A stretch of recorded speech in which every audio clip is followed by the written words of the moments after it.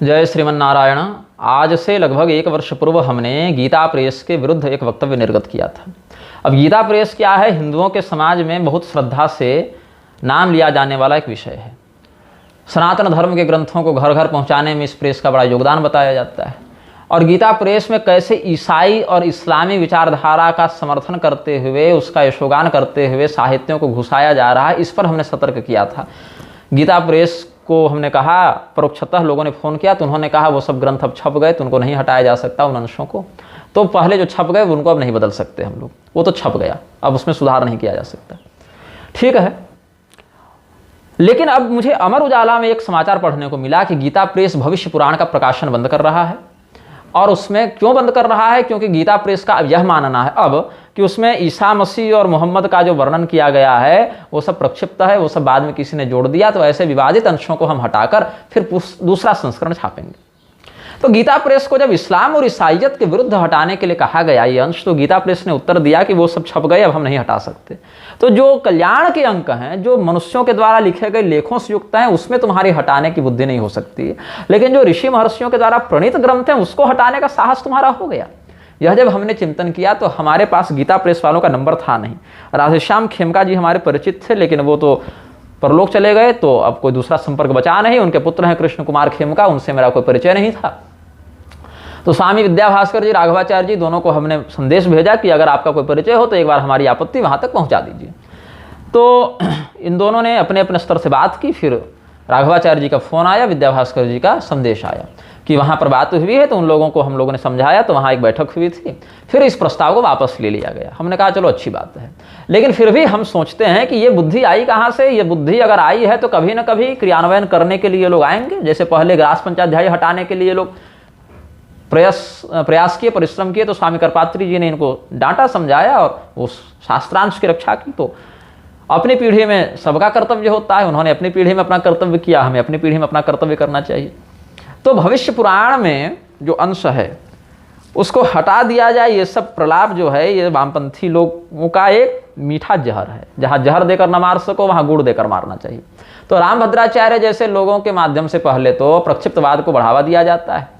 राजेंद्र दास जैसे लोगों के माध्यम से रामभद्राचार्य का प्रोत्साहन किया जाता है। इसमें राघवाचार्य जी भी जाकर गए हैं, रामभद्राचार्य के मंच पर बड़ा यशोगान करके आए हैं। विद्याभास्कर जी भी बड़कवे कहते हैं, बड़े भाई मानते हैं।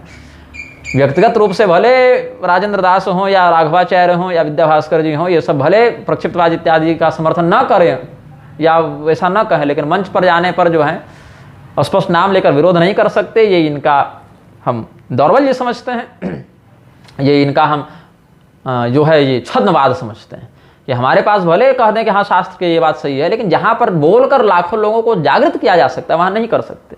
भयवशात, प्रमादवशात, लोभवशात, उपेक्षावशात कारण क्या है ये तो यही लोग जाने, लेकिन होता यही है। तो गीता प्रेस ने क्या कहा? ये विवादित अंश हैं, इसलिए हम इनको हटा रहे हैं। तो विवादित हैं या नहीं ये निर्णय करने के अधिकारी तुम कैसे हो गए? तुम तो प्रेस हो, कंपनी हो, तुम कोई संप्रदाय तो हो नहीं, तुम कोई आचार्य तो हो नहीं कि तुम धर्म का सिद्धांत समझकर उसका व्याख्यान करने के अधिकारी हो जाओगे। क्योंकि विवाद अगर किया जाए, अच्छा तो भविष्य पुराण में प्रक्षेप जब हुआ तो केवल ईसा मसीह और पैगंबर का ही प्रक्षेप किया गया क्या? और तुम्हारे हाथ को ऐसी प्रति लग गई क्या कि जिसमें पैगंबर और ईसा मसीह का अंश नहीं हो और वो वर्तमान प्रतियों से ज़्यादा प्राचीन हो?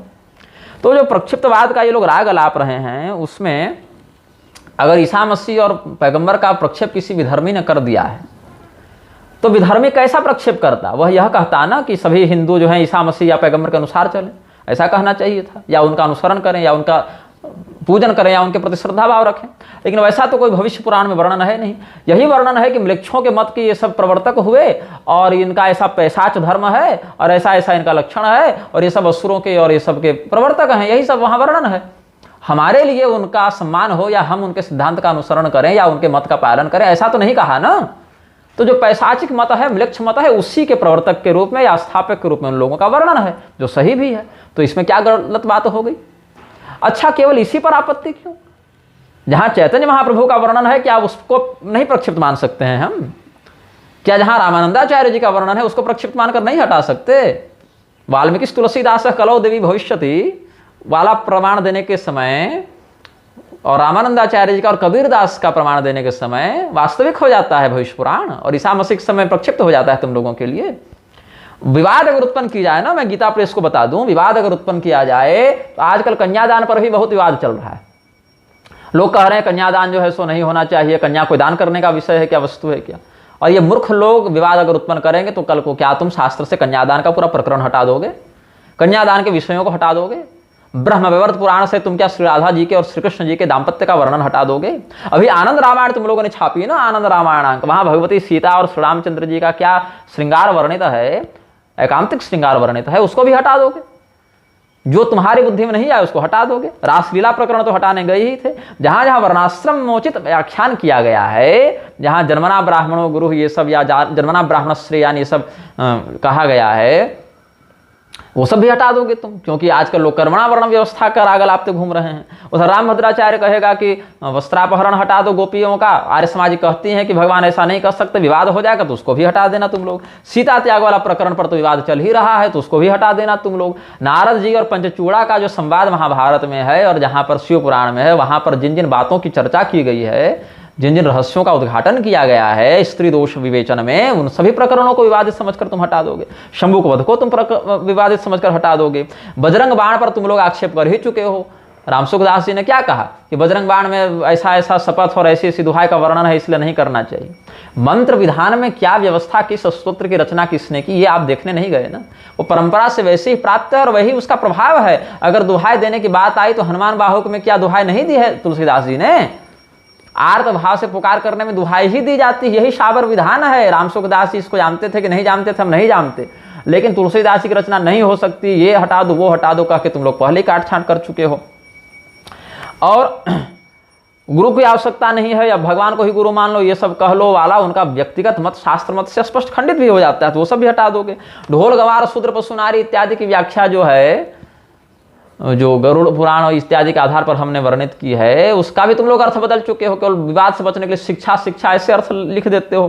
तो पूज्य विप्रशील गुणहीना इत्यादि को भी तुम लोग कल हटा दोगे। हनुमान चालीसा पर जब रामभद्राचार्य विवाद कर रहा था कि सब पर राम राय स्थिर ताजा और इधर शंकर स्वयं केसरी नंदन ये सब जब बकवास कर रहा था, तब तुम लोगों ने क्यों नहीं हटाया उन अंशों को विवादित मानकर?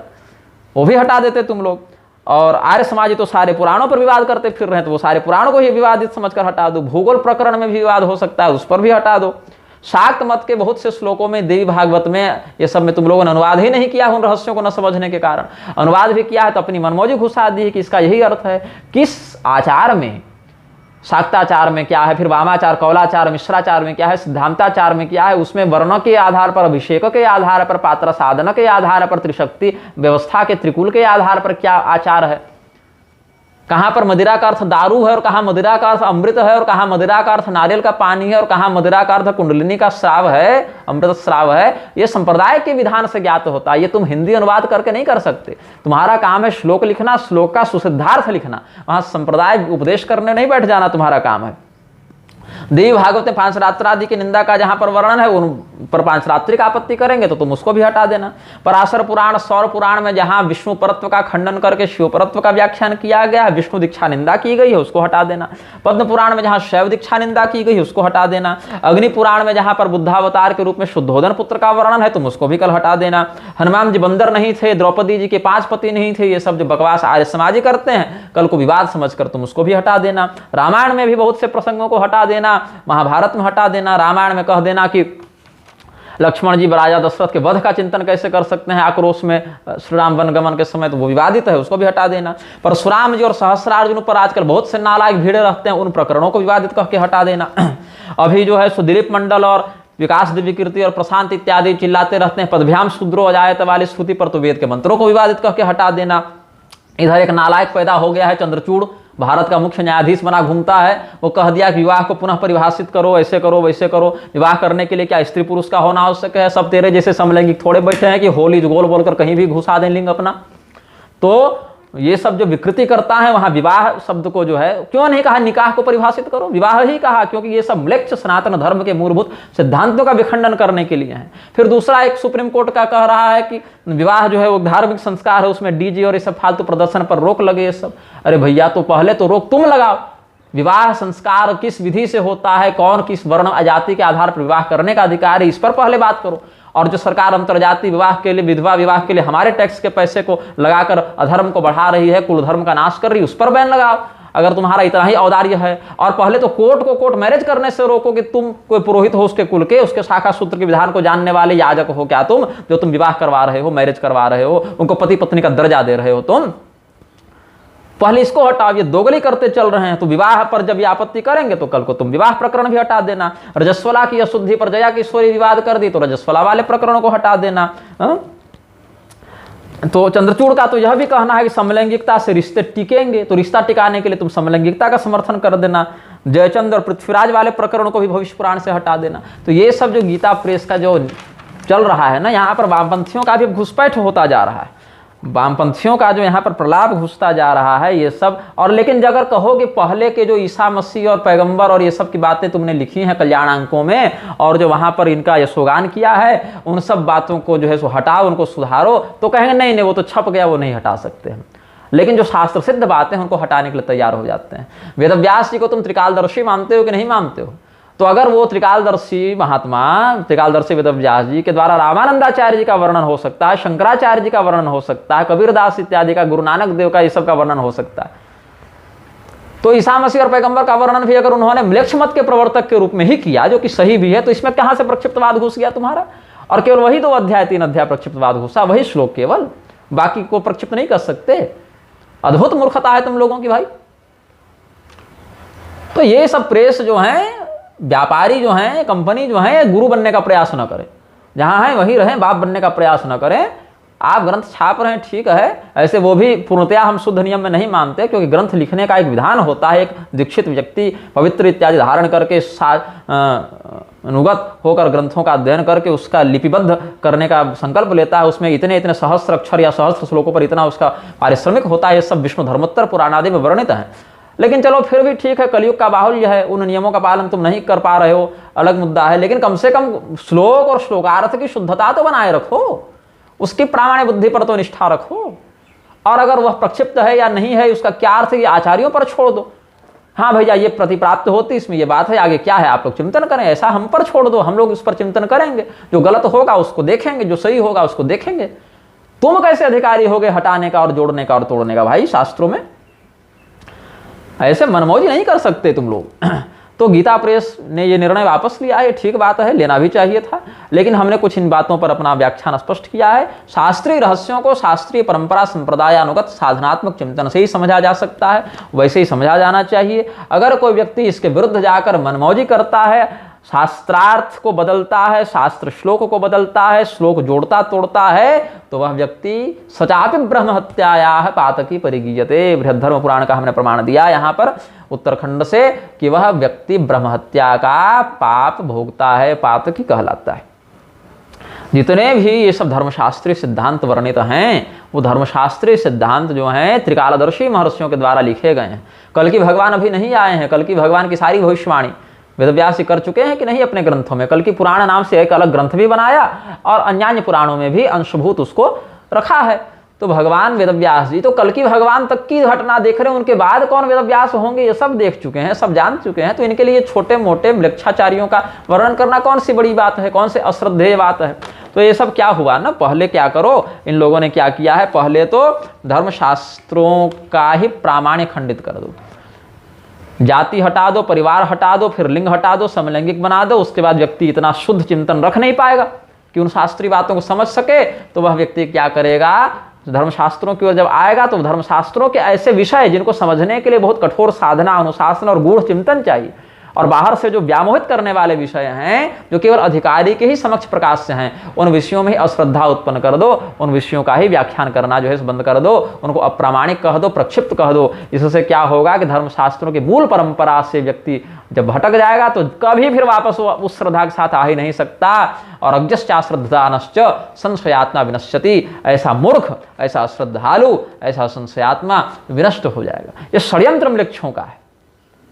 ये षड्यंत्र जो है इसी में ये सफल हो रहे हैं, और इनको सफल होने देने से रोकना है। कौन व्यक्ति क्या कर रहा है ये हम नहीं जानते, लेकिन हम इसमें जहां तक सामर्थ्य, बुद्धि, अधिकार की प्राप्ति होगी वहां तक हम विरोध करते रहते थे और आगे भी करते रहेंगे। श्रीमन्नारायण हर हर महादेव। नमश्चंडिकाय।